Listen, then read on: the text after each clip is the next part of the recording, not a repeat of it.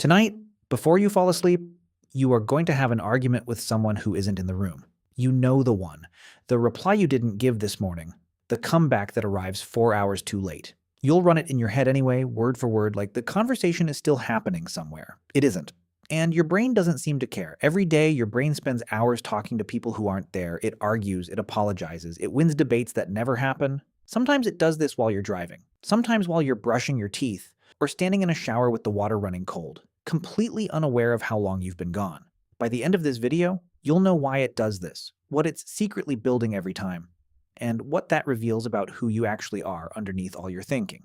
Here's the strange part. Scientists used to treat this as noise, a distraction, something a disciplined mind should train away. Then they looked closer, and what they found is that this habit isn't a flaw in your thinking. It might be one of the most important things your brain ever evolved to do. So what is it actually doing every time you drift off mid-task and end up somewhere else, mid-conversation, with someone who has no idea they're in your head? Start with the drafting. You've done this. Typing a text to your boss, deleting it, typing it again. Version 1 sounds too angry. Version 2 sounds like you're apologizing for something that isn't your fault. Version 3 is fine, except for that one word. By version 14, you finally sent it. 3 words shorter than anything you actually felt. Your brain wasn't stalling, it was rehearsing. There's a room in your head where this happens constantly, whether you're texting or not. Call it your rehearsal room. It runs conversations you've already had. It runs conversations you're afraid of having. It runs conversations that will probably never happen at all, just to be ready in case they do. Here's what's fascinating. Neuroscientists have another name for this room.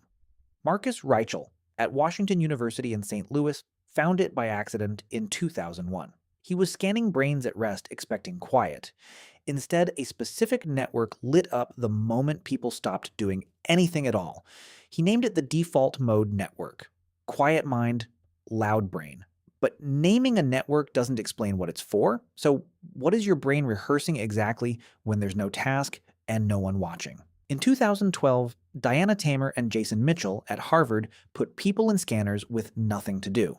No puzzle, no task, just idle time. The default network didn't just switch on. It switched on in the exact same pattern used for thinking about other people. Their intentions, their opinions, what they think of you. Your rehearsal room isn't idling. It's rehearsing for other people, specifically. And here's the part nobody talks about. This isn't rare. It's the baseline. Matthew Killingsworth and Daniel Gilbert at Harvard tracked thousands of people in 2010 using a phone app that pinged them at random through the day. Nearly half the time, people weren't thinking about what they were doing. They were somewhere else. Half your waking life, somewhere else. And it isn't random. The conversations your mind drifts toward are almost always the unfinished ones. The ones with an emotional loose thread still hanging off them. Communication researcher James Honeycutt at Louisiana State University has spent decades studying exactly this. He calls it an imagined interaction, a fully scripted conversation your brain runs with someone who isn't present. Not a memory, a simulation. You write both sides. Honeycutt found these follow patterns, almost like a genre. Some replay the past. Some rehearse a future confrontation before it happens. Some just keep a relationship warm in your head between real conversations, so the next real one doesn't start from zero. Your brain isn't wasting time in there. It's maintaining a relationship file on every person who matters to you, updating it even when they have no idea they're in it. This is the part most people never hear.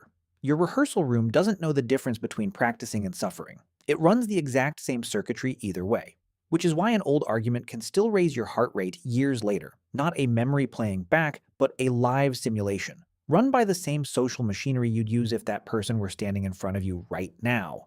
You cannot hold 150 relationships in a spreadsheet. So your brain built something else. Robin Dunbar at Oxford spent years comparing primate brain size to group size. He found something specific.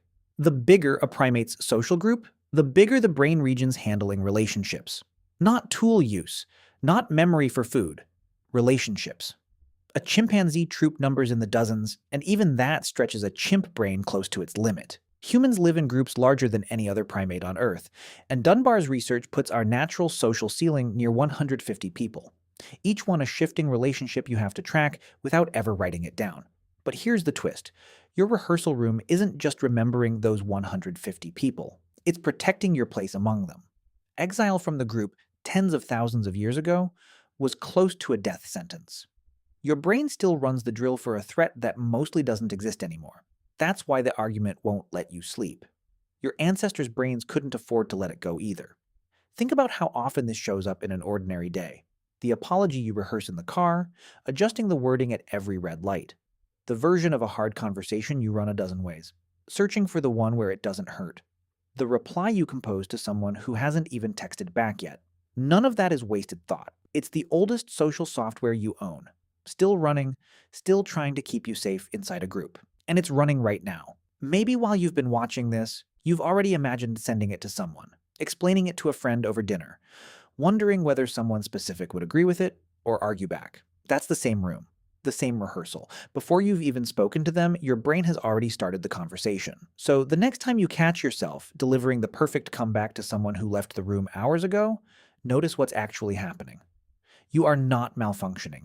You are using a rehearsal room built over millions of years to keep a fragile, group-dependent primate alive. One so tuned to other people that it can't fully switch off even when you're completely alone. Tonight, before you fall asleep, you'll have that argument again. The one with someone who isn't in the room. And this time, you'll know exactly what's happening in there.